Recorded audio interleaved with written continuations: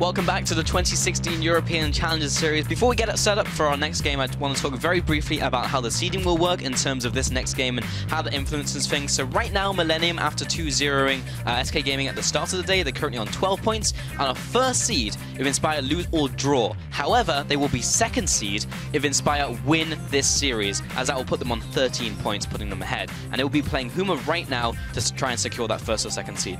On the second and third spots, Huma currently on 7 points. If they beat Inspire, they'll tie for points and own the head-to-head, taking the second seed.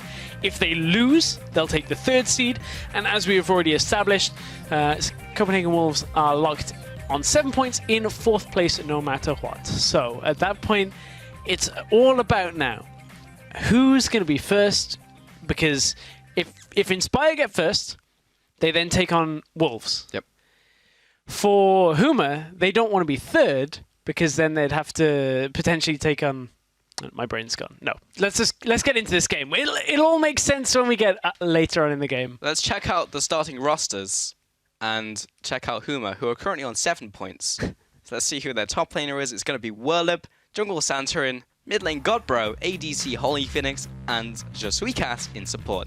I feel like we have to start off with Holy Phoenix as we get into this one, Stress, because he just straight up hard carried like last week. It was incredible. However, he was kind of gifted some kills we saw earlier today with Wicked. He was kind of teleporting in and giving him a kill. But after that, 16-3 and 7 at the end of 2 games as Lucian, like, that didn't all just come from that one kill. So he just felt really comfortable, like he said in the interview. He just felt like that was his game. It did feel like his game. And honestly, we've been seeing that week on week from Holy Phoenix. He's been getting better as time's gone along. Thinking back to week 1, it was kind of rough. After some good qualifier performances, and just every time seems to be finding his feet here that we were expecting in Challenger Series. It's not all been about him, though, because Whirlib was helping facilitate a lot of the work that Godbro and Holy Phoenix have been doing over the last couple of weeks. Especially last week, played the Malphite. He's been facilitating carries more than he's actually been carrying games most weeks. Yeah, facilitating is kind of the buzzword of this team, because I was wondering how this was going to work as a dynamic, because Santorin, very much like a facilitating jungler, will set up a lane, which is what we saw from him in previous teams. But then you have triple carries, right? So where does he put the focus? But then as we saw the weeks progress, more and more people in those other roles started picking like facilitating champions, like mid lane Lulu, top lane Malphite, which helped the other carries get involved. So really impressive to see the evolution of the team. Now we need Holy Phoenix to play Ashe, and then like the other lanes to play carries. That's what we need. Facilitating AD carry. Trying to think of any other options that you could do that with. With AD carry? Utility AD carries? Not too many of them. Really, no. Maybe ults from Varus, that kind of thing. That could work. Teemo Blind, perhaps. I don't know. But anyway, talk about the opposing team here, Inspire. They managed to clinch first place last week, but obviously this game is very important in terms of seedings for them. Top lane, Sartorius, jungle, Maxor, mid lane, CosQ, with ADC, Warlight, and support, Wendell Bow. Last week, they just, flat out, they stomped out Millennium, and that was not what we were expecting. They looked like a very consistent team who did very well against the lower place teams. Maybe the other teams at the top, like Millennium, would cause some problems to them. Apparently not. Yeah, you could take the nameplates off last week's games and be kind of like, maybe that team that is winning is Millennium. Yeah. I didn't think it'd be that easy, but maybe. No, Inspire looking really good. And they've been doing this week after week, though. They've been looking pretty solid. They've been able to quietly take wins over a lot of the other teams. So they seem to be doing good. And honestly, a lot of the consistency, I feel, comes from their top laner, Sartorius.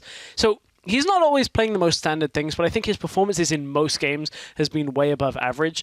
7-2 and 19 last week as both Malphite and Hecarim in the 2 games, and he was instrumental in a lot of the engages, shutting down Millennium in the early games. So I actually think he's a player to watch here in Challenger, looking really good. Oh, for sure. And you talk about consistency, but you also mentioned the champion pool. Like, his champion pool is not consistent. Like, he has Gragas as like a flex pick. He has like Hecarim coming out, the Malphite, Shen even after the rework. He has all these champions in his champion pool, and when we spoke to them, they were just like, well, we just pick champions that work in our compositions regardless of the meta, and it's so good. And he even plays those champions to perfection, but so does Santorin as well, so it's such a good flex, particularly with the Gragas. Yeah, I actually think this is a really strong pick that we're probably going to see banned away in this series now against Huma, because the Gragas being able to be played in 2 positions very strongly is kind of a rough deal for a team going up against this lineup. So remains to be seen. Will it be available? Not too sure. We just saw some engages coming out there from Huma on the Gragas. let's see. I can't wait to see. Yeah, I don't think we've seen Gragas in the top lane since we had the W changes. I think it's just been basically picked in the jungle. Outside of Santorin, though. Sartorius. Damn it, now I'm doing it. On 6-3, because I don't think we've... Yes, that's true, yeah, because there were... Sorry, I was going back in time to other changes. Yeah, because 6-2 for sure before the changes happened to W, and no one was playing Gragas. Like, only Sartorius. That's what made it so interesting. But as we get into the Champion Select, Freddy122 chimed in with his thoughts on this matchup. I think the team that's going to win from Huma and Inspire is Huma, because I know a lot of the players are quite skilled. And if they can manage to work as a team, then they're quite a good lineup, but sometimes they can fall apart. I think for both teams it's going to be the AD carries, because they seem really mechanically good, but sometimes I think they make bad decisions, and that goes for both of them. They play too aggressive, but when they're on their form, they look really good. So I think that's an interesting matchup between them, and I think they're definitely the shining lights of the teams. Yeah, for sure. I definitely have to follow up on those points as we get into game, because the AD carries will be a big one. Woolite and Holy Things we've both been praising a lot. And also them just kind of falling apart with Huma, because that's been some of the problems they've had in terms of inconsistency.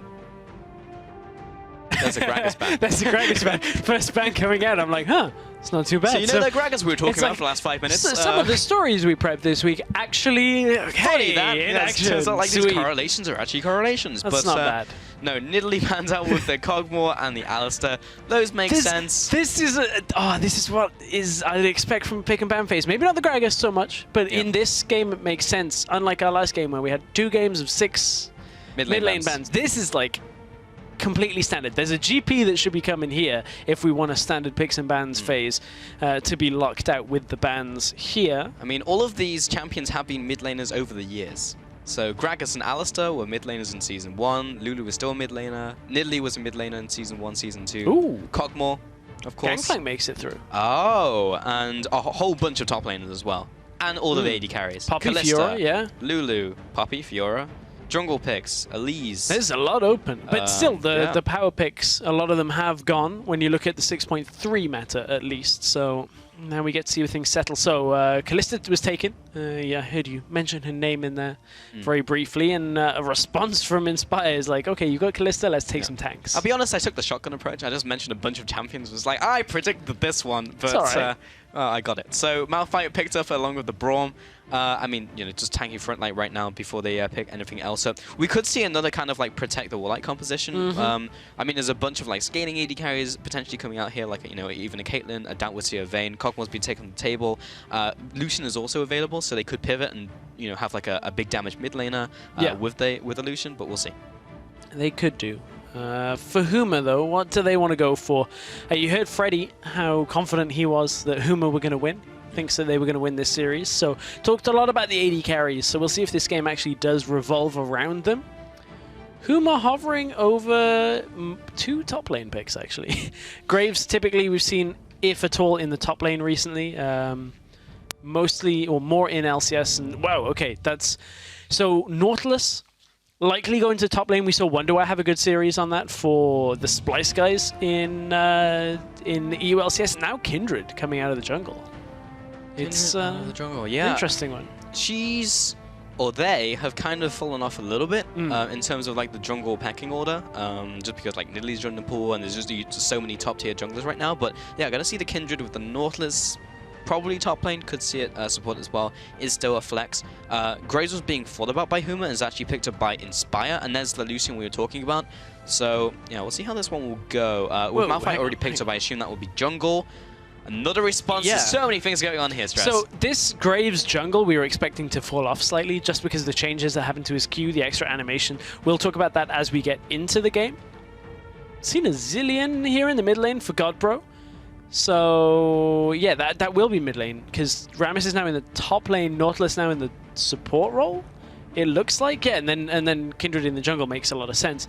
So we've seen Nuke Duck's Zilean, very good at keeping a target alive, as is Kindred's ultimate. So they just gotta make sure they don't mistime those and put the Zilean ultimate on somebody that then gets Kindred ulted, because then the timer overlaps. And sure, they don't die, but I mean, one of those abilities does the right thing on its own. So for Inspire, both of these comps actually have the double AD carry setup. One out of the jungle, one out of the AD carry position. Now, what do we close this out with for Inspire? Morgana. Okay. Huh. So that will be mid lane. Mid. Okay. Yeah. And then everything slots in. That makes sense. Huh. This is a weird picks and bans. This is a weird picks phase. The bans phase, straightforward. Picks, very different. Cosq's not really on a playmaking champion right now. Yep. That's a little bit of a worry for Inspire. I feel like he always performs better when he's playing the likes of, a LeBlanc or something that's early and carry focused. True, and Godbro. So it's weird, right? Like Zillion can make some really big plays. We've seen it in North America, GBM, for example, and Nuke Duck in Europe. But he is also a facilitator. Top lane, also Rammus is not a big carry. Like he is a tank. So he's really looking toward Holy Phoenix, and actually Santorin not being on a facilitating jungler. He's on a champion who does a lot of damage and keeps people alive with his ultimate, but primarily is looking to kill people. So swapping a lot of roles in this one, I just need to see how the dynamic works in-game, because this is something different that we've seen in the last, 4 or 5 weeks from Huma. Yeah, man, this has been such a weird day for in terms of champion picks selects. and bans. Champion selects have been really strange. It's interesting now for Huma and Inspire. This probably is the series of the day with the most weighting to it, in sense of whose playoff spots change the most, because I guess we could have had the tiebreaker in the first series of the day, but still that would have meant that Millennium had the option to go first. For now, for Inspire, they have to win to go first. And if they don't, it's, neither here nor there. They end up in the second spot. They actually end up in third spot. So there's a lot of variance that happens from this series. This is also an interesting matchup for me as well in terms of just the teams and see how they are right now. Because Inspire looked so good last week against Millennium. Huma have been inconsistent but also looked good last week. So how do these two teams, who could be second and third, go up against each other? And then how will they interact with the top teams? Is Inspire the top team? Can Huma overlap and leapfrog one of those top teams and become the top two? There's a lot in here that kind of determines what the seedings will mean, right? Yes. So we need to see how strong and what the power levels of these teams are, so that when they go into playoffs, how they'll interact. So definitely a lot on the line, and more discovery than anything else for me in this one. But make sure to join the discussion on Twitter, #HMAWin and #IEWin, as we get into this game. Lots of interesting picks, lots of interesting compositions and how they'll play out the game. So lots to talk about on this one. Additionally, I believe that is Strength of the Ages on Rammus in the top lane there. It is. So that's something that has been talked about a little bit more. I was just getting a closer look. And that'll also tick up when siege minions die. Correct, 20. You. So yeah, it's same kind of thing. We have just got word though that there's a bit of a problem with Cosq's mouse right now, so they're trying to get that fixed and get us into the game. So there will be a slight delay. But maybe we can clarify the seedings a little bit more, because I know I've been a little bit confused. I checked them out on my screen and figured things out. So if Inspire beat Huma, it means Inspire take first, and they'll play against the Copenhagen Wolves in the playoffs, who will be fourth. Millennium would then be second and play Huma, who are the third place team, because 1 plays 4, 2 plays 3. All right. So that's if Inspire. I'm following. If Huma win, Millennium stay first and play Wolves. Huma then play Inspire in second and third, respectively. Okay. Yeah. I think we sorted it. Yeah, we have. Good job, team. That's the be-all, end-all. And then I think it's the same as the first result if IE lose. If IE tie, because they can't take that first spot. Okay. I was following you up until the last sentence. Yeah, I was following as well, and then I just... And now I'm kind of lost.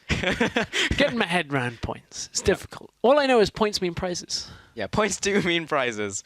And this game will be... this will be a fun one, once we get into game, of course. Cosq, I spoke about it earlier. Maybe he'll return to Akali. I don't know. It was a big pick for him in 2013. Stop it. Akali is good now, kind of. 2013.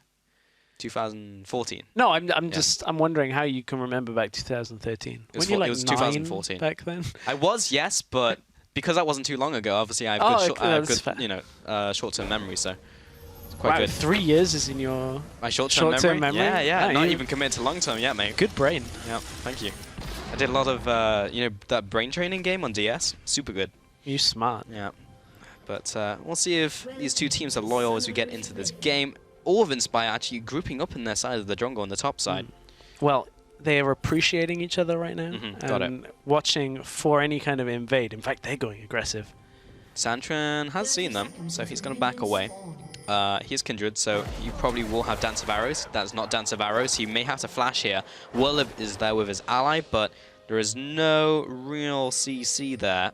And the CC they do have is Cosq, and he was lagging behind the team. So you see the bomb cart from Godbro, bit of damage in return. Damage goes onto Rammus, who takes defensive ball call first, so he's not really going to be taking that much damage. I think slight misplay by IE. They should have had Cosq leading. You want the person with CC and an invade always taking point, because they can land the CC first and your team follows up on them, specifically Morgana binding, like a Thresh hook, for example. So, yeah, I think slight misplay by Inspire. Ever so slight. I don't know whether it would have... I guess Santorin didn't have his Q, so they could have got a flash. Didn't have his Q, and he was in a tight corridor as he went to Wolves, so... Yes. At that point, it was... potential was there. Potential was there for Cosq. Didn't really go for it, but this is a bit of a different start to what we have seen. Typically, we've seen teams starting Gromp on a lane swap, but this is all taking place on a ward for... Inspire, so they know what's going on. And now Inspire have that knowledge. The other thing that we have seen teams do is Vitality actually started with the enemy small minion off the camp, but that obviously can't happen in this game because look at Maxlaw and Satorius starting on their top side jungle themselves, so starting on the weak side. Oh, double bomb and the auto attacks. What does it mean? It means Godbro got a perfect trade out of that one, Stress. Nice. Did take some damage in response. He did, but that's as good as it gets for a Zillion, where you auto-attack, bomb, auto-attack, and just walk away. Well, the one thing is for certain, Godbro constantly reminding Cosq that his time is now, throwing watches. We'll see if his time is up as well, and whether Cosq can see Godbro coming or not, but certainly Huma, they're playing around this lane swap at a decent pace, but I'm kind of looking at things. Satorius is joining Inspire faster in this bottom side, but you can see only now are Huma actually making it onto their second buff. And it's both of them sticking there, so Inspire actually have the pacing on this play fairly significantly. Yeah, Whirlib and Santrin will go back into the top lane now, but you're absolutely right. Inspire should be taking this tower first. I don't know if it's enough of a lead time where they can really make the tempo matter. Or maybe, I mean... That was a really small minion wave that hit the tower. I don't think they controlled that correctly. Another one's coming in now, but because they only had 2 people hitting it, I'm not even sure if this tower dies on this double push with this wave. I think they need one more wave on top of it, so Inspire might be able to convert this into something. Now, I wonder whether... I don't think they can get too much more from this tower itself. They may be able to move out and get Dragon instead, if they were going to opt for it. Oh, Cosq forced to flash or feel the second bomb. Maxlaw is there though, and they are lining up for a perfect Q potentially. Lands 2 auto attacks, and the binding, nice dodge by Santrin with Dance of Arrows. And now the top lane falls, so actually that was not too bad for Huma. The bot lane will be pushed in, so somehow they equalized that. I didn't see the side waves while that mid lane trade was going on, but somehow Huma just equalized. Well, Maxlaw pulled himself back away trying to account for some of the threat there. The key difference is, look at the vision control bot side. The 2 deep wards compared to what Huma have established, which is 1 shallow ward in the top side jungle. There's far less vision control on the side of Huma right now than Inspire have established. That could come back to pay dividends for Inspire if they get good information off their 2 wards. Yeah. That will reveal itself over the next couple minutes. Now the Rift Herald will be taken here. Maybe Inspire can respond with a Dragon. They have Wenobo and Lucina around the area, and it's dewarded because they have double pinks down. So Huma will get this regardless. I actually don't know who they give this to. Probably... yeah, I'm having the same thought process. I was going to say probably Santorin. Yeah. Just because of his mobility, his ability to kind of join the 2-man stack and then push very quickly with 2 AD carries plus... the Rift Herald buff as well. Doom's Eve. Yep. Santorin was my first option, but I was like, but then again, Whirlib's in the solo lane. And he's against Malphite, wants to push, but yeah, I think though the problem is Malphite kind of just hits the minion stand because it doesn't give them too much. It doesn't give them the added resistances the Baron buff does. It's only attack speed, so it doesn't actually make them survive any longer. Yeah. Just And additionally, like, Rammus can't really utilize the 10% extra damage you get. Yeah. Wendelbo taking a bunch of damage from Holy Things, more importantly, the stacks. So here comes the Rend at the end of that one. Santorin, both junglers are here. into the bottom lane. Maxor is going to quick draw over the wall. Now this push comes in. Whirlib is even into the bottom lane. So this is a 4-man push on 3. Santorin has his teleport, doesn't have his flash, doesn't have his ultimate rather. And this maybe could be a dive, but this is so risky. Suicast is taking so much damage. Whirlib now tanking up the turret. He's the one who can do it most effectively as Rammus with the defensive ball curl. They're getting a lot of damage onto this tower. It will probably drop to about 50% at maximum before Inspire shove them away. So I'm not sure how good this is for Huma. They're being pushed away. End of the line lands from Maxwell. He's now out of mana. Whirlib charges up the power ball. And Woolite is just aggressing forward slowly, and I think they have repelled the push, while Sartorius has been getting free farm in the top lane. Yeah, that's the key difference, is not only the farm, but look at the experience difference. Whirlib level 3 to Sartorius level 5 right now. Honestly, I feel like this is very similar to last week, where Huma kind of punished Whirlib for you know, having to join with the team, always soaking up Whirlib's experience and then trying to force him to play around that for the rest of the game, whereas his opponent top laner just gets ahead. Sartorius right now is not too far from level 6. There it is, off that last minion. So teleport ult is available for Sartorius. He's double the level of Whirlib. I don't think I've ever heard that, ever. Like, I don't think you ever say, like, someone is double the level of someone else unless they hit level 2. Wow, Whirlib actually hit level 4 right as I was saying. Well, it was a true statement for a good couple microseconds, so, you know, I'll take that one to the bank. But, yeah, he's getting a bunch of farm under this tower, so it's actually not too bad. That was the issue we had, as we had the delay. KOZQ had an issue with his mouse, but we fixed it.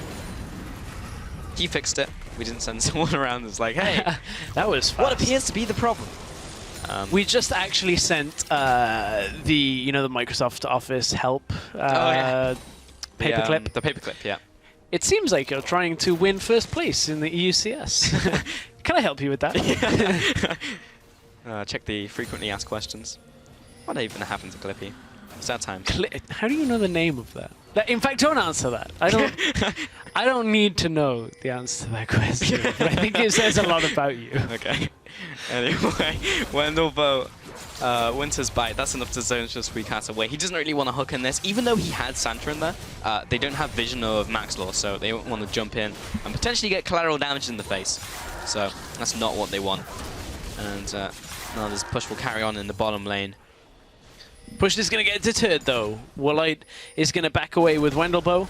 Maxlaw and KOZQ are in the bottom side jungle as well. They have vision control over the entirety of River, so Inspire know that they are pretty safe down there for now. But they didn't have the deep vision to stay so far pushed up in the bottom lane at the same time. They're going to start that dragon with that vision control they have. And Inspire right now, it's a fairly even game between these two.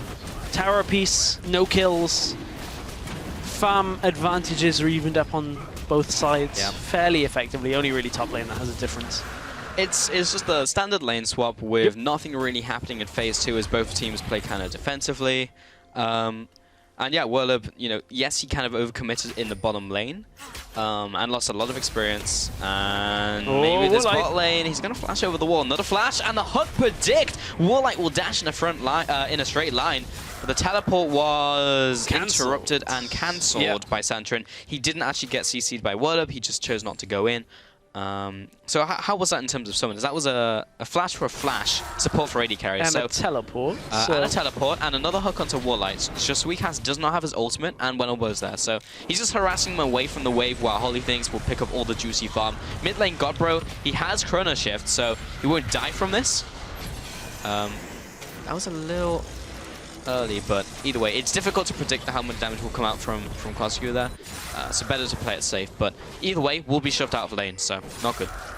Not good, but not too bad at the same time for Godbro. Now he realizes how the trades go. If he doesn't get that double bomb at a weird angle or surprise KOZQ with the timing of it, it is going to be tough to actually lock down Morgana. Remember to double bomb on Zilean. You have to QWQ, which means you're then reliant on the next W timing, and depending on the window of Black Shield and that W timing, it doesn't always line up. So pretty much Morgana should 9 times out of 10 have that Black Shield available every time a double bomb attempt is made, until Zilean gets like 40% cooldown reduction. Whirlip is under attack from Maxor and Sartorius, but he is very tanky with defensive ball co up. He gets 1 extra second as he goes into power ball before it wears off, and he's out. He's out of there. Rod of Ages being started on both mid laners as well. So we have seen a couple of varying different builds on the Zillions recently. Rod's fairly standard on Morg. Yeah. Make yourself more tanky, then get a Zhonya's at some point later in the game, so you can just ult and then Zhonya's and make people run away from you. And then we find his Righteous Glory, but we do have the TP going into the bottom lane under this tower. Let's see if Huma can take down the tower first before going for this trade, because it's a 5 versus 3. But they separate. Holy Phoenix from the pack. The 3v5. IE are making it work. Shisui Cat's dropping low. Whirlip taking 1 more tower shot. That's a double kill from Warline. Gorbro gets bound up. He's going to be taken some punishment. Has the Chrono Shift. He'll be popping it on himself. Santorin is low. He has the Lamb's Respite. This will be a very difficult trade, but it's 2 versus 3, and he might make it happen. Oh, the double! The dance of arrows, the first kill, the second, the third, and Santorin goes huge. Santorin, usually the supportive style jungler, just picks up a triple kill on this Kindred, and it looked to be the double bomb that set it up from Godbro. 1 on the minion plus 1 on the enemies meant that that stun locked him down. Did enough damage for Santorin to just clean up the fight, and he even had Lamb's Respite available. Didn't choose to use it at all in that fight. Could have maybe used it earlier on Holy Phoenix. I'd have to see exactly the timing on it, but Huma managing to make the best of a bad situation here against Inspire. So this was the beginning of the fight once again. Santorin is the first one in, and in come the rest of Huma. Wendelbo gets knocked up. Woolite, the Black Shield didn't look like it was on quite in time. Holy Phoenix, where is... Oh, he dies just before Santorin is in range for it. Godbro's ult was only just available now, so couldn't have used it either onto Holy Phoenix. And this was the rest of the turnaround of the fight. So where do the bombs go? That's the question. 1 on the front minion, overlaps with Cosq, locks down that mid laner, and Wendelbo comes back in, ends up dying for it. I think that was a very interesting point you made. Supportive jungler actually playing a carry jungler this time and doing pretty well with it. 3-0-0, all off that play. All the kills are on him, so now the onus is kind of on Santorin to carry the mid game at least until more people get like a gold income influx, because that accelerated him towards a skirmishes and the warrior, and also the makings of a static shiv or a rapid fire cannon rather. Well, we were saying who was going to be the next to play utility and allow another carry. So Godbro is playing kind of a mix between the two with the Zillion, and it's Santorin that's playing that third carry. Does get himself the Rift Everyone Herald. is grouping up for a potential Malphite ultimate. He has the flash and the ultimate. Maxwell picks up the kill, the collateral damage before Sartorius jumps in. I almost feel like Sartorius might have been able to flash ult there. Possibly. He was in range. Looking at it, I think he was a little bit hesitant just because of all of the death-defying abilities of Santorin. That's true. And Godbro right now still being up. I wonder whether he's just kind of hesitant to commit to that. I mean, Sartorius is a better player than I, but I definitely would have gone for it. I probably would have died in the process, but it would have been a sweet 5-man ultimate, which if you cut off at the right time, looks like a fantastic play. That would make a difference, because normally when I play with you, you just sit off in a side lane farming. You don't teleport and then look for ults and ganks. So that's true, but I do play I don't believe you with those comments. Well, I don't really play Malphite. If I had done that, I would have done this. Thanks, Pulse. No problem. no problem. I got no you. love lost here, don't worry. No, not on the Challenger caster desk. 44% over to Huma, by the way, so it's a close fan vote, but it's interesting that it goes over to IE. I think they were more of a safe bet, I guess. For the fan vote for IE? Yeah, because so IE have been like a consistent team who are better than the lower placed teams, and then showed up against Millennium and stepped up. So their track record is pretty good, versus Huma, who's been like a fairly inconsistent team. Like, they'll show up one week and look like they're the best team in Challenger, and then the next week they'll do something really weird and just lose. Yeah, that's fair. Well, this composition is out of the ordinary for Huma. The fact that Santorin, again, is on a carry, bit of a weird change for them. Not necessarily a bad one as yet. They have got the kills on him, so no reason he can't look to carry this game out. No, there is a distinct possibility, but we shall see. Holy Phoenix would be the one to really go big in this game, as he is one of the major damage threats. Whirlup has popped his ultimate. He's in the middle of the enemy team. He's tanking up a lot of damage, but there is simply no team with him. There is no Huma. So even though he basically gets a full channel or full aura of his Tremors off, he did fairly chunk the team. And that's really weird, because you'd expect Godbro to want to fight in that kind of situation. Ooh, nearly took the dragon with the bomb. Maxwell had to dash in and smite it away. You would expect Huma to want to fight in that scenario. Yeah. Godbro get a double bomb, put Santorin in the mix, get some damage out. Holy Phoenix can get the knockup with Nautilus, and then Naut has really easy auto stacking on multiple targets at that point to proc his passive multiple times. But I guess they just felt like Inspire have too much counter engage. You look at the likes of the Malphite, you look at the Morgana also wanting to fight in an enclosed zone. So I wonder which team is going to break first on making a mistake and picking a fight that they don't really want. Yeah, so that was kind of it's the cop-out play, right? Like, you know, we can go for the 5v5, go all in or go home, right? We lose 5 people, we lose the dragon, and then the game really starts snowballing. We lose 1 person instead and lose the dragon, and maybe have a potential steal attempt, and the game pretty much goes on as normal, just with a tiny change in terms of gold. Yeah, because that's the thing for Inspire. If they get the dragon and a good fight there, they just run mid. Yeah.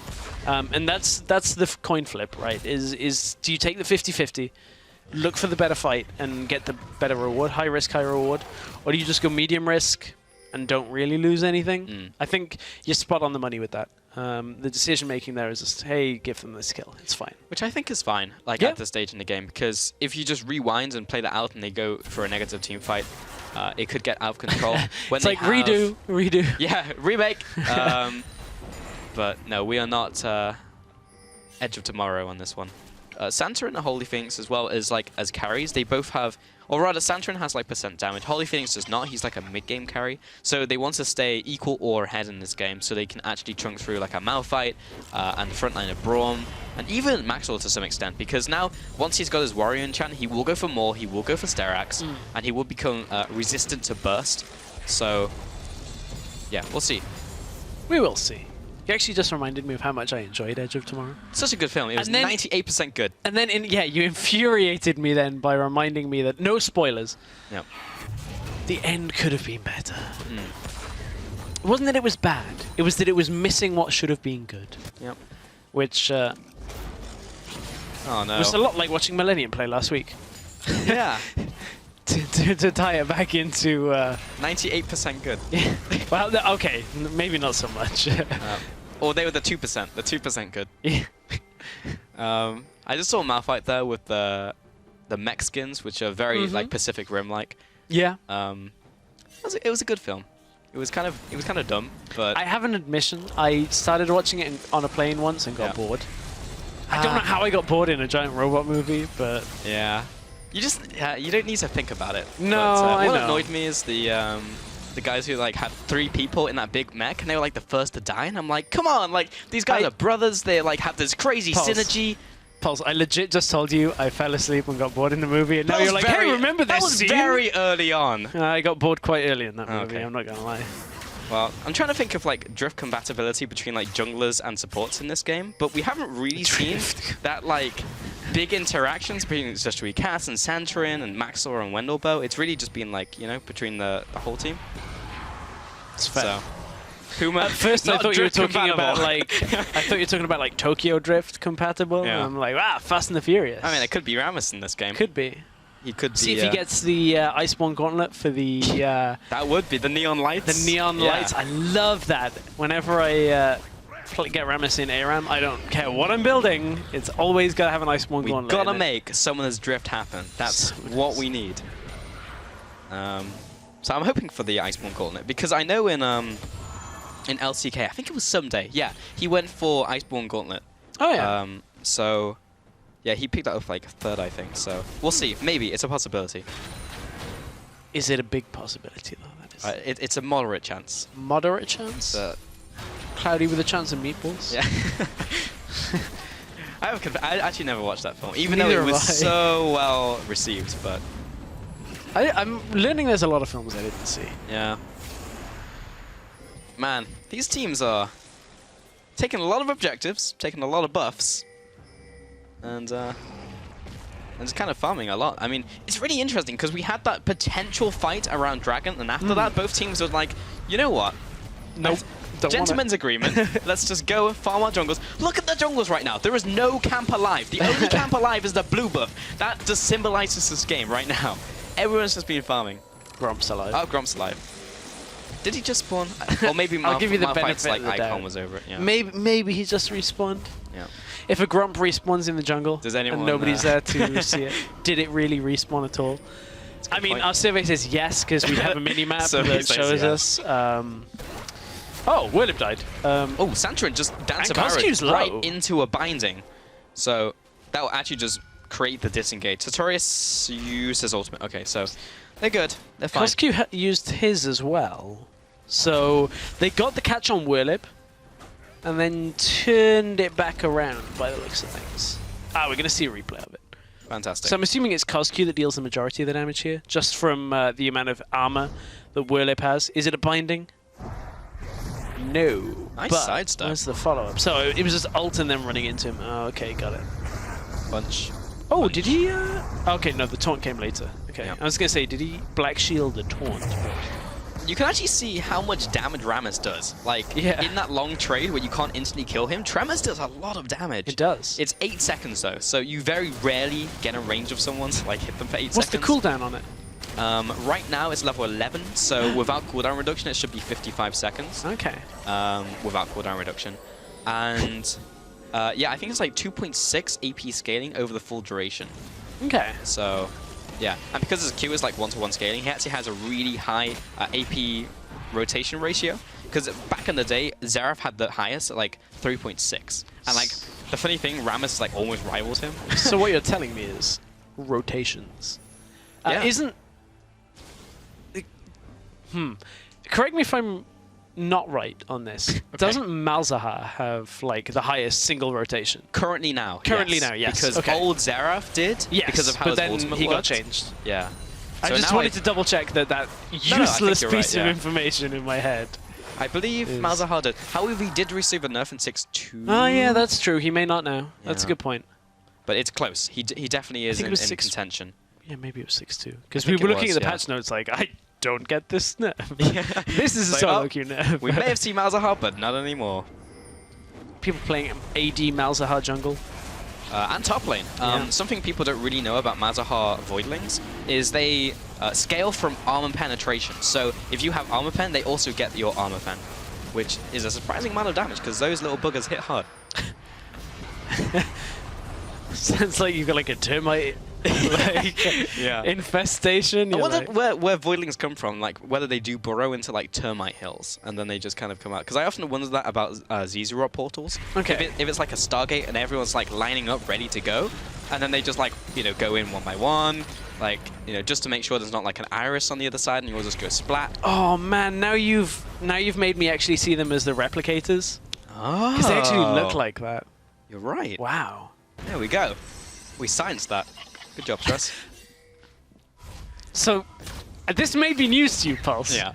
Science fiction, just because it has the word science in it, doesn't mean it is like based in factual science. Is it not Just 98% double checking. right? Or, I mean, maybe. I mean, you did say it's part of the name, so... No? Okay. Now I'm trying to think about like, it's like flammable and inflammable, right? It's like just because flammable's in it. Yeah. That's true. Oof. That was a good culling. It's a Dr. Nick Riviera moment for you there. Flammable? Flammable? Inflammable means flammable? Now that is a reference I get. There's not many that I get, but... Just sweet Cass, he's looking for a hook. Oh. Hey Maxwell, how's it going? How you doing today? He's completed his Starix as well. He actually opted towards Starix first over more of Mortius, but went for the Hex Drinker component, because then he started picking up the components of Starix. So that's probably because of the burst coming out from like Double Bomb once you get locked in that. Yeah, because you get Chain CC'd from Huma. If you have more, okay, cool, but you won't be able to utilize like the lifesteal component of it. Yeah. So if you can avoid the initial burst, then there you go. There's also a surprising amount of magic damage that's going to come from Huma. To tie in as why you go more fairly early on, or at least the Hex Drinker part.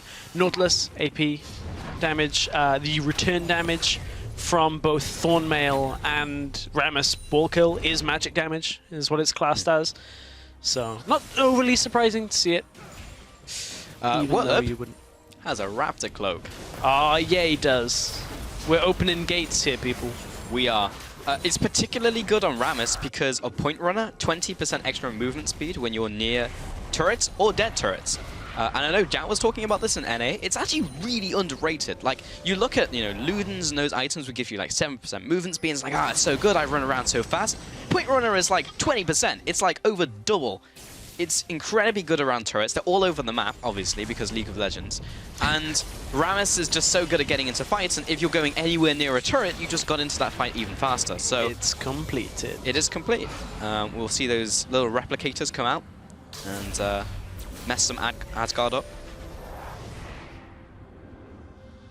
Something at this point with Rammus is about to, with the ZZ Rot, have complete global saturation by the looks of it with these teleport play plus the ZZ Rot available. So now looking after 2 lanes, gets the Sartorius try and clap down a ZZ Rot portal at some point. Has been placed in the bottom lane. So Wurlip is going to look to push. It's going to get multiple ZZ Rot minions in this first setup that can actually hit the wave. Now as the wave pushes away, they're going to die on the way there, unfortunately. So the only thing with going ZZ Rot third item is because he only has 1 health item, and Sartorius has 2. So in a 1v1 trade, he actually wins out over time, that being the Malphite. Rammus is already mid here. He's already on his way because Powerball, he'll flash, he'll go for the taunt. He's already tanking up the back line, has W on. Sanchez trying to chunk down the own front line from Inspire, and now Wurlip will have to try and waddle away back to his team. The binding lands onto Sartorius. It could be enough burst. Lands respite. Now the re-engage by Sartorius, but not well timed. The hook, the dredge line, and Woolite will be going down. Holy Phoenix is getting so many stacks onto IE. He comes in for the Rends, but it actually just wasn't enough damage there. Everyone is so low from Inspire, and now the mid lane push will come in. Oh, they've still got the Zillion ultimate as well, but in that fight, Inspire could not force Huma off the Lamb's Respite, and that means that Huma just stood there, got the heal from the end of it, and just stayed alive, and they're not done yet. Wurlip was looking to go aggressive after the teleport. Will finally look to take down that tower. Looked like the taunt tried to come out onto Coscu, but it was black shielded there. 100%. Wurlip obviously assisting with a turret push from Tremors, because it does that too. If it didn't deal enough damage. Okay, we're going to see that fight. So this was, look, Wurlip's making his way up the river already. And then he's just going to powerball his way in onto Woolite. I want to see, did he miss the knock? Oh, Woolite actually healed and then dashed upwards to avoid Wurlip's engage. That was actually pretty nice by Woolite in the beginning of that fight. From here, this looks bad for Huma, but then keep in mind they're playing Kindred, they're playing Zillion. Anybody that drops low here, as long as they've got the time, and then the catch onto Woolite is what really turns this fight around. And Huma start piling on the damage. They end up taking 2 towers from that. And Woolite is back in the bottom lane. He will have a much better time taking down much better taking down the ZZ Rot. There you go. 25 gold in the bank. However, ZZ Rot is about to come back up for Wurlip, so... And Wurlip's already moving down there. He's already on his way. And honestly, Woolite will probably not be going to bot lane very soon. Yep. Like, you make very few detours as an AD carry back into the bottom lane past a certain point in the game after laning phase. So, someone else will have to deal with that who is not Malphite. But... So you mean Morgana? Yeah, oh no, not Morgana. or Braum. Or really Graves. So just nobody. So just Woolite. He's going to have to go back to... Yeah, there it is. Back in the same position. He's back, boys. He's back. The ZZ Rot. Okay, Inspire pushing down the middle lane. The counter push, but this tower's on like 10%. Oh, Rammus is coming in. He doesn't have flash, remember, and that was a nice body block by Sartorius, so he'll be slowing down the engage from Wurlip or potential taunt coming out. Here comes the ultimate coming in from Wendelbo. Just Recast is so low. The ultimate is actually on from Godbro onto Nautilus, and Cosq will kill him, even though he didn't want to with the Soul Shackles. Wurlip will carry on following after a flash from Sartorius. No one wants to get taunted in this scenario. Holy Phoenix with the ultimate attacks onto Wendelbo. There's the taunt coming down, and he will secure that kill. Woolite, I think it was in the top lane. We'll have to take another look at that. I actually had my eyes focused on the main pack of the fight there for Huma. Now they rotate out towards the Baron setup. There's only a pink there. There is one blue in the back of that pit. Is that pink? There we go, okay. It always makes me a little nervous when teams don't start clearing out pink wards and just wards in general in the pit. Just in case. Okay, that will be rendered away. Generally, you shouldn't start the objective if the ward is there, but there was obviously the numbers overlap for Huma. So this was the beginning of the fight again. Where was... no, so Woolite was in the middle of this fight. So Woolite was in the fight, had to back himself away, actually. You can see how low he dropped off the top side of your screen there. So that was the completion of the kill onto CosQ after he managed to, well, you know, mistakenly take down the Nautilus and bring him back on almost no health. But from here, Huma were looking to push in, managed just about to get the taunt. And this is Woolite coming in from the top side. He was just trying to farm, heal up a little bit off the jungle creeps. One of the few scenarios where you don't want to kill someone in Morg Ultimate. There is the promoted minion out from Wendelbo, so he'll be marching on up into the top lane. And Werlib is unfortunately Rammus, so he will take a long time to kill that. But the own promoted minion is in the bottom lane, and it's on a cannon minion. So because they have Baron, and it's a cannon minion, we can name him. So I don't know what it's going to be. Oh, no, he's dead. Now, we're going to find out. Very short-lived. I think. Fairly shortly. Oh! Wendelbo's hook in from Zesui cast, and the instant cast of Chrono. Trigger? Yeah, it's like Chrono Break, Chrono Trigger. Chrono Shift? Chrono Shift, that's the one. I don't know why it went to Chrono Trigger. Oh, we found out what, if we can take a look at Werlib. Yeah. We've found out what his favorite band is. It's ZZ Top. Oh no. Oh no. Oh. Well, he certainly is a bit of a sharp-dressed man as Rammus. So, Huma are pushing down this bottom lane. We should have an engage coming out here very shortly. Hopefully to shut stress up. Nope. Come on, Huma. Just one tower. I'm getting word Quickshot is appreciating that. You are far too young to understand anything of what just happened. Yeah, pretty much. Inspire. Oh, Sartorius is coming in. He's got home guards and ultimate, but he's after the mid lane wave. Werlib really just needs to get a taunt onto anyone. That is the goal here.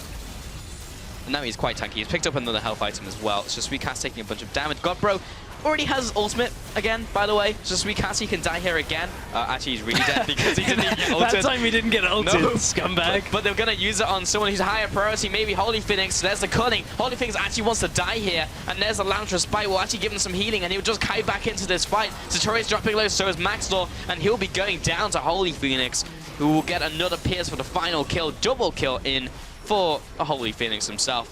Godbro is going to be throwing some clocks at the tower. And now the inhibitor as well. This will probably most likely be the game. There was a really optimistic ZZ Rob portal in the middle of that team fight from Sartorius there. He's like, this will turn the fight. Yeah. It doesn't hit champions. No, I know. Unfortunate. I know, maybe they'll accidentally, because if you're like shift clicking as Callista, maybe you'll hit the Z-Rot instead. That's actually really good against AD. I'm going to mention it after, but because Huma are looking to close out the game.